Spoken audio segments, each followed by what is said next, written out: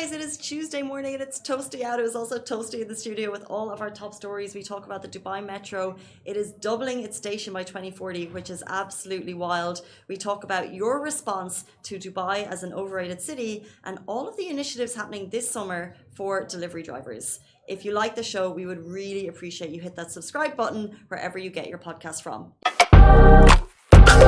Good morning, Dubai. Welcome back to the Lovin Dubai show, where we go through the top trending stories that everyone across the country is talking about. Today, we're going to be talking about friendship guilt, and Dubai's metro is set to double its stations by 2040. As well, what is the most overrated travel destination? Dubai has its say. We have a theme of delivery this morning. So our first story, a Dubai resident ordered food from a restaurant and gifted it to the delivery driver. And are Dubai residents reducing deliveries during the summer? We have the information on that. Also, how to open a bank account and set up businesses in the UAE. It's 269 days since the genocide began on October 7 in Gaza. The current death toll stands at 37,900. The number of injured people is 87,060, and 1.9 million people have been displaced from their homes. In today's weather, expect highs of 41 degrees Celsius. The highest temperature recorded over the country yesterday was 48.1 degrees Celsius. That was at 2:45 in the Al Dhafar region. I can confirm that, having sat out in the sun. I thought I was in the shade, and I am so burned. I don't know if you can see. Oh my god! I'm so pale. Yes. You can literally there's this line, and I'm like, oh, why do I allow it to happen? So wear your sun cream, even if you're in the shade. I thought I was, but I obviously didn't wear enough. Well, I do have slippers, tan lines. Because I did wear slippers and went out and walked outside, and then I have tan lines. And tan or burn? There's a nice difference. A tan. Okay, jealous. The thing is it's not even relate. It's very funny. I had to wear socks with my slippers every time I go out because it's embarrassing. Can't relate. It's toasty out there, that is for sure. It's also toasty in our DMs and our WhatsApps, because I don't know about you, but this is quite common for me. Unresponded to messages from friends, from colleagues, from non-colleagues, but in the work environment. Do you feel that? Do you ever feel that guilt, that friendship guilt for not getting back to them? I think, honestly, I don't, because I would expect them to understand that I'm not on my phone 24/7, and I'm probably either spending time with my family or spending time with myself and doing nothing. Do you expect quick responses when you message people? No. Do you? No, I don't. Do you, how long is your kind of fair amount of time to give a response? So if a friend gets in touch with you, say, for example, she sends a 2-minute voice note. Do you check it immediately, or do you think a week is okay, or do you think 2 weeks is okay? I mean, I honestly don't know. How long how long will it take me to reply to a 2-minute voice note? Because that's a lot. Why would you send me a 2-minute voice note? It's not like a podcast. Are you not a voice note person? No, I'm not. I could literally show you, because all my friends are abroad. I've got anyone on comments here, do you do voice notes? I've got a 5-minute, a 7-minute, a 10-minute voice note, and you pop it on a Saturday and you listen. Because all my friends are abroad, we don't have WhatsApp, we don't have calls, and I cannot do the VPN thing. So it's constant, long voice notes, and every single time we all take ages to responding to each other. And it's oh, I'm so sorry it's taking me so long. At the beginning of every single voice note, and it's pure guilt, because you want to be in touch with them, they're your best friends. I mean, but you can't be getting back to a 10-minute every single day. Literally, no, and the thing is, even if it's a minute or more than a minute, I put it on speed 2, because I just want to get to the point. I mean, I just don't like voice notes. I don't like texting. I'm not a texter. I am not a phone person. I don't like being on my phone at all. I hate it. Let's screw the phone. Let's throw it away. Yeah. Let's just do people interaction only. Literally. And then they go oh, Farah, you don't talk to me anymore. And I look at them I'm sorry, but I shouldn't apologize. But do you go for coffees with them instead? Yes. If you call me and you tell me hey, let's meet up, I will meet up. You pick up the phone? Yeah. Oh. I do. The thing is I do, I all the time do, and if there's a missed call, I do call back. I never not call back. However, I am not a texter. Not a texter. I don't even like the DMs thing. It's someone sends me a lot of memes. It's which meme am I supposed to reply to? Yeah, there's two types of people in this world. There's an etiquette, and it's like how there's like these secret rules for how you're meant to react, and it's all very difficult because we all follow our own rules. And one thing that's annoying to you is actually quite nice for me, pleasurable in fact. Really? And vice versa. So like I don't like the phone calls, don't like to pick them up. I'm okay with a meme, can respond quite quickly. Would rather not do the coffees, okay with the voice note rather than a coffee. You're more about the people, I'm more about the... Even like with phone calls, please don't make it long. Please don't talk a lot because like I'm probably gonna be like, you just want to see people in person. I think literally, I'm more of like an in-person interaction. Wow, you know what's gonna make that easier? Sure, of course, the metro. The metro. So speaking of that, Dubai Metro will double its station by 2040. So Dubai Metro is about to level up as Dubai has big plans to more than double its metro and tram stations by 2040 as part of a major public transport development drive. Right now, there are 64 stations operating over 84 square kilometers, but by 2030, the plan is to have 96 stations covering 140 square kilometers. This supports Dubai's 20-minute city vision. The plan includes increasing public transport use to 45%. That means cars off the roads, which we can all appreciate. It also aims to reduce carbon emissions to 16 tons per capita. As well, the proposed Blue Line will feature 14 stations, including 3 interchange points linking the red and green lines. It will traverse areas such as Marsek, Dubai Creek, Festival City, International City, Al Rashidiyah, Al Warqa, Merdif, Silicon Oasis, Academic City, and of course, this expansion aims to accommodate 320,000 additional daily passengers, enhancing citywide connectivity and transit efficiency. This is the news we have all been waiting for. We have basically a map of the new stations, how this will change the game for traffic in Dubai in the next 2 decades, and it will also mean the city is way more accessible for people. It will mean the city is essentially growing because we can see the map that it's just spreading out further. It will mean property prices in those areas will become more interesting to people. So it's great news, and it means if you want to ditch the car, you've got more capacity to do that because you can buy further out on the metro and get yourself off the roads. I mean, honestly, I'm very excited because I do use the metro a lot, and that all is to avoid the traffic that's around my area. And it's very efficient. It really is, you know, and with the increase of the metro stations is very as well good for me because there are a lot of stations that I would want to go to or places that I would want to go to, but there is not a specific metro station that I can go to. You know what I mean? Like there isn't one specific, like for example, like if I want to go to somewhere in Dubai Creek, I cannot have a metro station that's going to drop me at Dubai Creek Harbor. I will have to take the metro, go somewhere close, and then take a cab, which is kind of like a lot, and it's kind of like annoying. Like why do I need to go through 2 ways of public transportation? You want it to get a bit more efficient. There, exactly. So this is honestly very good for everyone, for people like me, and for everyone really, because sometimes you just maybe wake up and be like, hey, I don't want to go, I don't want to drive. True, and a lot of people agree with you on the post. Nancy Latta said thank you. The city continues to deliver outstanding results. However, some people are saying this means more crowds and inconvenience, and I have to disagree with you, Ace King 47. We are going to have more people living in the city, but the fact that the metro line is extending means that maybe there'll be less of a crush in the busy areas that you see now. It will mean that because a lot of people want to ditch the car. A lot of people don't have cars, they're expensive, so you live on the metro line, and therefore all of the metro stations are so busy during peak hours.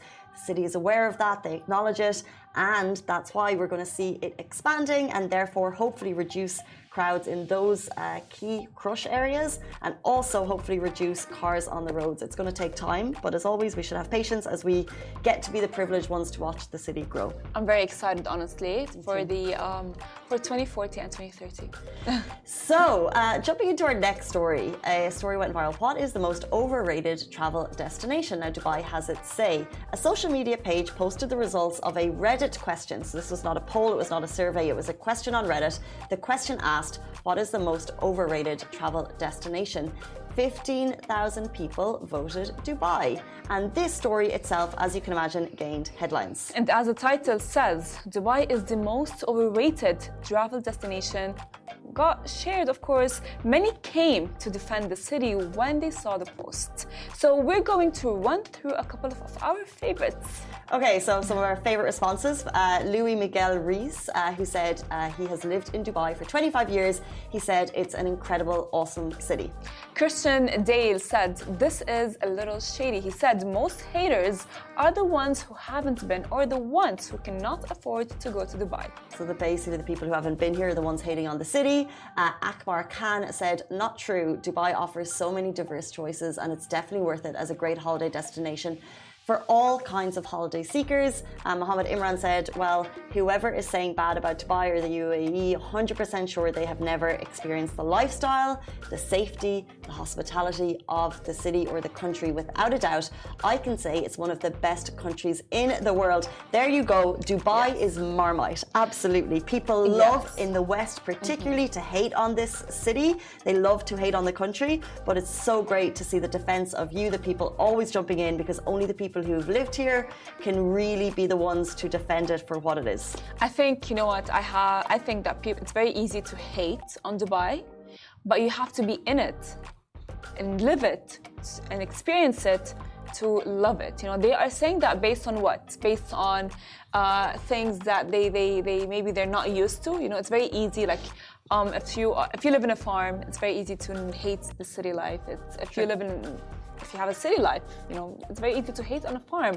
However, with Dubai and the things that they provide to its residents, to its citizens as well, it's, I think, honestly, one of the best cities ever. Sure. And you know what? That's a good point, that like, it's not for everyone. So if you live in the countryside and your ideal holiday is a remote destination, you like to go hiking, Dubai may not be for you.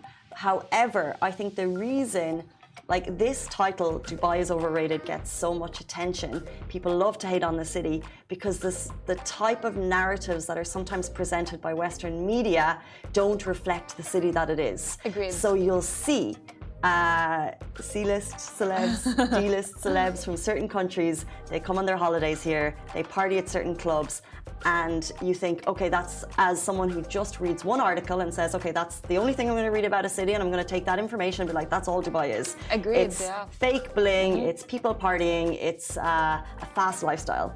Yes. However, the people that have come in to defend this post, like ourselves included, Nicola Farrell, she said, completely disagree. There are parks, beaches, old Dubai, souks, Museum of the Future, multiple theme parks, desert safaris, animal safari, global village. You know, there's so much to do here that people don't know. And Upside of Living said, we never lock our house. We can walk.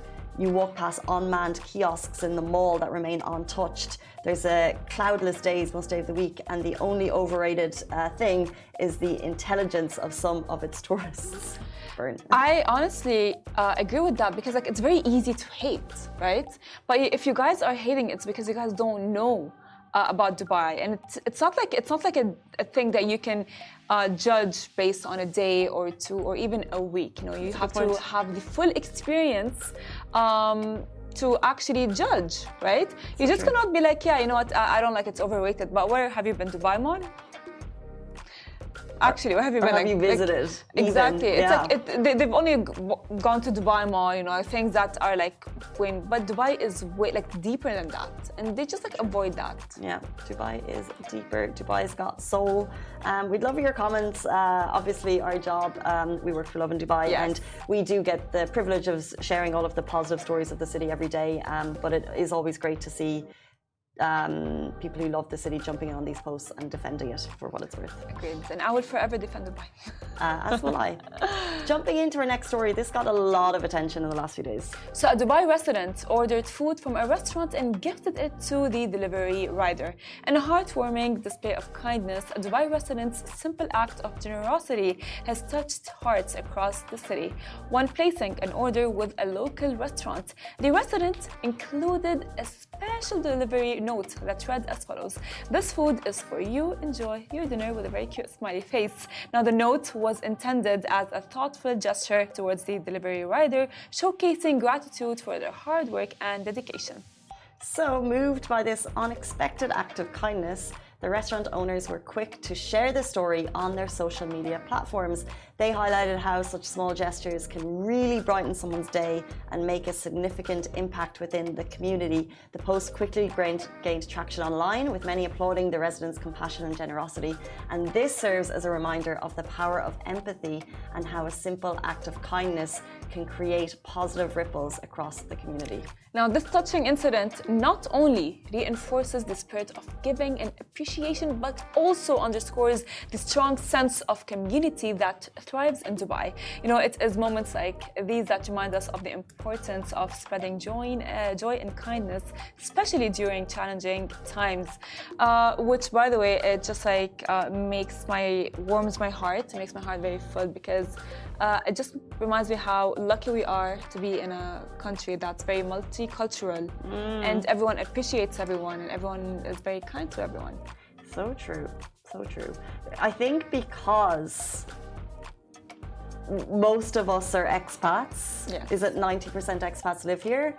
You have to make a little bit more of an effort when you're in your home country and you're surrounded, and that's when things like racism can happen, because it's like us versus them. But whatever the magic sauce that has happened here that has never created that in the society, maybe it's because it's the minority majority of like minority is Emiratis, and they're so welcoming, and it's never created an us versus them. And it's very much like we all make an effort to live here, and we all make an effort with these community stories, and the giving back movements are always everyone getting together, and you'll see it on the Facebook groups of just small communities make such an effort.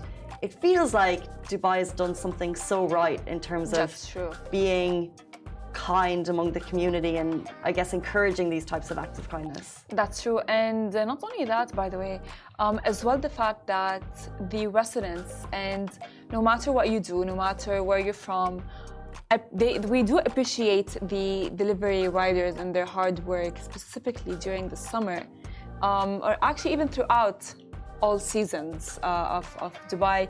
But we do appreciate them, you know, whether it's giving them a tip. We've talked about tipping for so long, you know, and whether it's a tip, whether it's a smile, you know, and it's like these small acts of kindness really do change a lot, and they motivate the drivers to continue doing their job and pursuing their job. Which does in fact bring us on to our next story.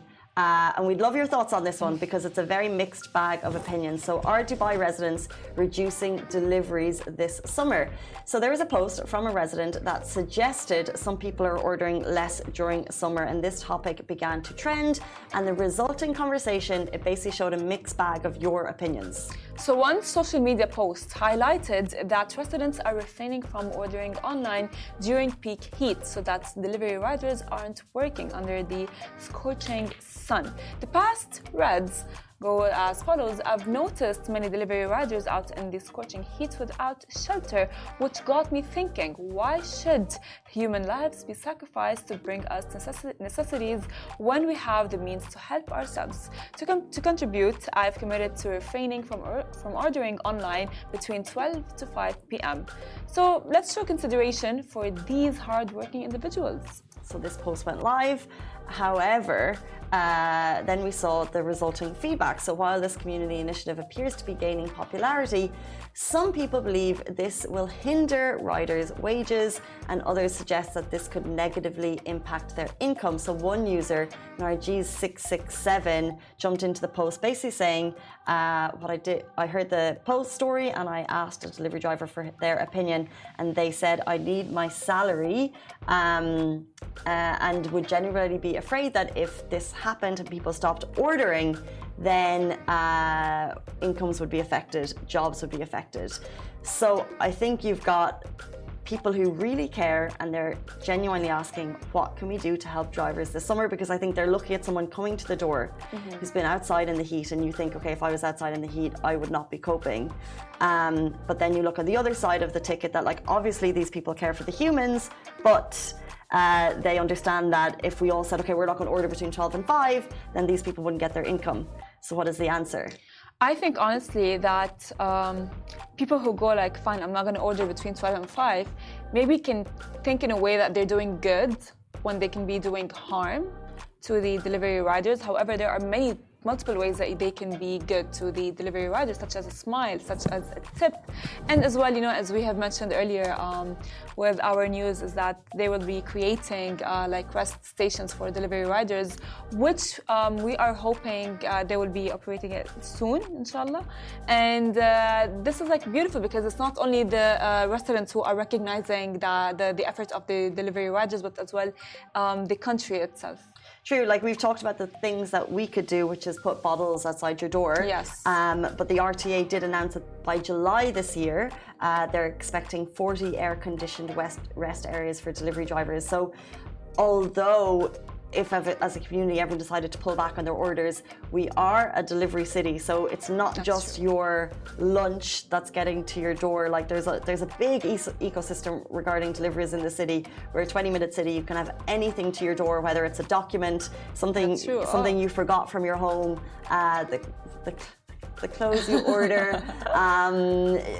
We really rely on delivery in this city. So as people, what we can do, but if we look at the larger system surrounding it, the government is already answering that by introducing these rest areas, so making it very accessible for riders to be able to access rest areas, get water. There'll be a snack dispenser there, and basically a place to relax and wait while they wait for the next order. This is 40 by 2025, and all the areas where they're listed is on Lovin Dubai, an article written a little time ago. But also, let's expect that this to be a stepping stone to greater help for delivery drivers. Agreed. And you guys as well, you know what, you can, as Casey has mentioned, maybe help in a way, like, as you said, like put some water bottles, smile on their face, tip. I keep forgetting the water bottles. You know what's funny? Because we sit here and we talk about the good things that we can do, and I think it's always important that, like, when someone shares the story of like, this is what I've done, it's a little like tick in your head. Okay, I can do that. And I've done water bottles lots before, but I just haven't remembered the season. And I keep this is my little. Usually I write it more. This is your reminder. This is your reminder, Casey. I'm gonna write it down in my WhatsApp now so I don't forget water bottles. Okay. Reminders for the day. 8:52. That means it's time to jump in to our next segment. We're going to talk about how to open bank accounts, the challenges that surround them, and also how to set up businesses in the UAE with the experts who can help you do it. Decisive Zone. Welcome back to the Lovin Dubai show. Today's guests are Sahil Kumar and Salome Lewis. They're here to discuss how Decisive Zone is modernizing its banking system and also the challenges people are facing opening bank accounts. Also, we're going to touch on how to open businesses in the UAE. Welcome to the show. Thank you for being here. Thanks for having us again. Tuesday morning, experts back in the seat. Today we're talking bank accounts. Can we just jump right in? What are you guys doing to improve banking experiences for people in the UAE? So currently, as you know, banking infrastructure has undergone massive changes in the recent years. So it is now more crucial than ever that while establishing your business, entrepreneurs get correct advice in terms of business activities and licensing jurisdictions, because the UAE is becoming more and more compliant with international KYC and compliance standards. I'll let Sahil continue. Before I continue on, I want to give a shout out to our team. We're being invited to Baku, Azerbaijan. That's where the management's at from Millionaire Concept. Cool. So what is that? That sounds fancy. No, so it's a conference that we've been invited to. So shout out to the team. They're there receiving an award. Congratulations, Decisive Zone. Back to banking. As you know, we've been discussing over the weeks that a lot of businesses are being relocated here, and a lot of people are coming here and not just moving their existing business, but also starting a new one, right?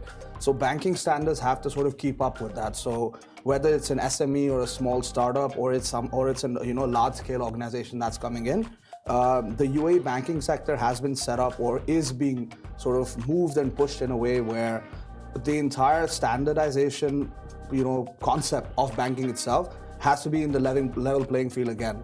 So that's why over the past decade, the banking system in the UAE has, overgone massive changes, and that's what we want to discuss today.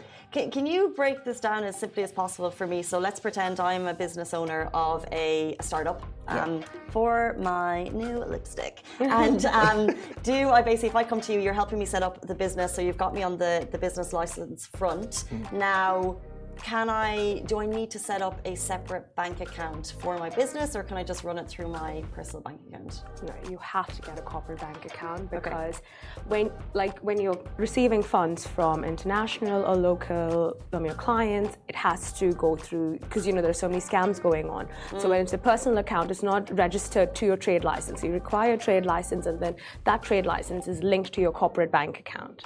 So separate bank account for my business. And then if I'm doing that, could you guys run through maybe some of the challenges that I might expect and how you guys help to fix those? I mean, it's a case of it's not a challenge per se. It's just a case of KYC, right? Because it's more important that when you set up a business and open a subsequent bank account after that, because now that the tax regulation is coming into play, so that bank account plays a major role as well, right? So how we sort of facilitate opening bank accounts is we do a pre-flight check when a client gets on board.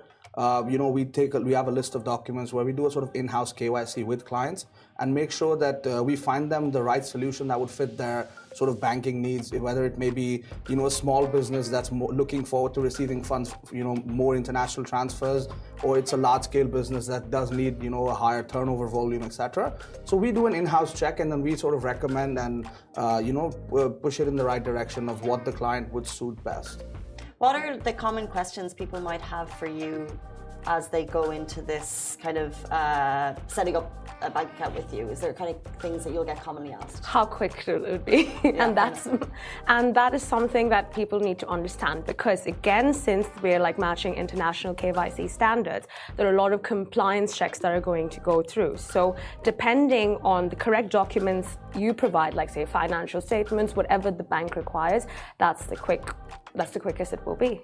And why should I go with Decisive Zone rather than going directly to my bank? Because I mean, that's where the speed comes into play, right? Because it's obviously a free for all, right? Anyone can set up a business and then they can walk into a bank with paperwork, because once we do set up the license, in essence, they have every document that is required to open a bank account on paper. But there are also there may be some confusion as to maybe they're looking, like I said, they're looking for higher turnover, but they might go into an online facilitation in sort of banking sense, which may not suit their requirements, and then that causes another delay, and then it's a sort of snowball effect from there. So the reason we recommend business individuals who are setting up businesses with us, that's the reason why we recommend them that let us just do a sort of pre-flight check, just so it's a case of one and done, right? Rather than applying, then reapplying, and then etc. From that point on. So during the pre-flight check, we do like to talk about red flags on the show. It could be about relationships or about businesses. It's all fun. Yeah, I wouldn't know about that. No, it's all good. It's all green flags on that front. But you're wearing the colours. As the red flag, is there any business red flag banking setups that you guys would kind of watch out for as someone comes to you and say, this is a red flag, we can help you? Or is there any kind of highlights or, I guess, fine print that you would look out for that you need to let us know about? We would actually, while going through the documentation that a client provides us, there are a certain list of activities and certain list of nationalities, designated areas that are sort of more well-versed, sort of easier to get a bank account versus a bit more sort of time-consuming. Things like the crypto sector now, because it's just being started up, right? So for us, in order to get a bank account for clients for that sort of activity, it does require a bit more homework from our side, but then that's where we sort of work well amongst the lines and figure things out. Yeah. And why is it important for banks to follow rules in terms of FATCA? And if you can kind of clarify a bit more on what that means for the audience. Well, basically, UAE is now registered for both FATCA and CRS. So it's a federal law by the US to combat tax evasion. So it's a good thing that the government has now introduced that to the UAE, which makes sure that UAE is now still continues to be safe and compliant jurisdiction, and a compliant jurisdiction to set up your business within. Yeah. So it's a case of documentation again. That's because I told you, like I mentioned, it's a case of a level playing field. You know what I mean? So because that regulation already exists for for a long time in the North American market. So what UAE has done is sort of implemented that in order to level playing field out. Yeah. And speaking of level playing field, if we go back into small businesses, are you able to ensure that small businesses will have the same type of banking services as, say, like a big conglomerate? Yeah, for sure. So depending on the client's requirements, there are two kinds of bank accounts as well. There's the traditional and then the digital bank account. So depending on what the client requires and the amount of money coming in, we can suggest. We have experts on our team, in-house banking team, who, like Sahil mentioned, will do a pre-check and give like proper timelines and ensure it's done smoothly. And is it all done manually, or are you kind of looking at tech to improve this and make it a little bit more efficient? So we streamlined a lot of our back-end processing in terms of paperwork, because obviously that's the biggest hassle when it comes to a small business owner or even a large conglomerate, right? Because for a small business owner, they're more focused on getting their business up and running. And when you go into a large conglomerate, you're talking about people who have, let's say, a board of directors. There's a long list of stakeholders that may be involved in getting papers signed off, documentation done. So what we do is we make sure that as soon as the business is set up, all the documentation comes to us at one pot, and then from that point on, we just let the client take care of their business and let us take care of the sort of paperwork and that side of things. So that's where tech has come into play, and we've established a lot of back-end AI processes to figure that out. Yeah. And are there any future trends in banking that you guys would be able to speak on now that maybe future business owners would need to be aware of? I mean, in terms of future trends, obviously we're looking at, in the UAE, we're looking at tax being, implemented pretty widespread, and that may impact, or I mean, I'm pretty sure it will impact to a certain degree, but then banking in itself has become so secure in the UAE at this moment, where you can, transfer of funds can be done within the span of 6 hours, and we're talking not just hundreds, we're talking thousands of dollars that can be sent over, like that. So in terms of that sort of being built over, I feel like it's just a case of optimization of processes, and AI being a huge sort of development factor in most business. It has to impact banking as well, sure. as an assumption, yes. We last week on the show we spoke about how Decisive Zone was in the States, and today you mentioned Azerbaijan. Are you guys, if you're international, what type of global trends do you see that you're bringing to the UAE market? As you still know, UAE is the third least tax country in the world, so that still remains one of it? Yeah. Interesting. I'm not surprised, but it's an interesting stat. Okay. So that is always one of the reasons, because the people want to move here, because in other countries the tax go about like 25% or more, so they can take advantage, and there's a certain threshold that you even cross. If you don't cross the threshold, you're paying 0%. So that is one of the reasons I see a lot of people internationally looking to set up a business here. And so yeah, that has impacted relocation to a large percentage of it. I mean, you can't contribute a lot of the relocation that's being done here due to that. I mean, obviously, like we mentioned last week, safety, right? Like, key. So yeah, I mean, there's a lot of other factors that are going into it. I mean, ease of money movement, ease of doing business, because now Dubai has become the link between the West and the East, essentially, right? So it's moving towards that direction. So there is a lot of business being flooded in, and us trying to work on, and constantly trying to move into a sort of global market form, and still holding our sort of traditional core values at the center, sort of helps us draw that kind of business in, and then find the best solution for them. Yeah. Every week we sit here, and my understanding continues to evolve, but what I see is what Decisive does is make it hassle-free for business setup and visa setup in the UAE, which I think is amazing. Yeah. But if people would like more information on that, if you've just joined the show now, how can they get in touch with you to find out more? You can always go onto our website. There's a direct line. Just get in touch with any of us, and or just Google Decisive Zone. We're top. No worries. We're always there. Guys, thank you so much for your time this morning. Thank you so much for having us. Really appreciated you coming in on this beautiful Tuesday morning. We'll be back with you tomorrow morning, same time, same place. Have a brilliant day. Bye-bye.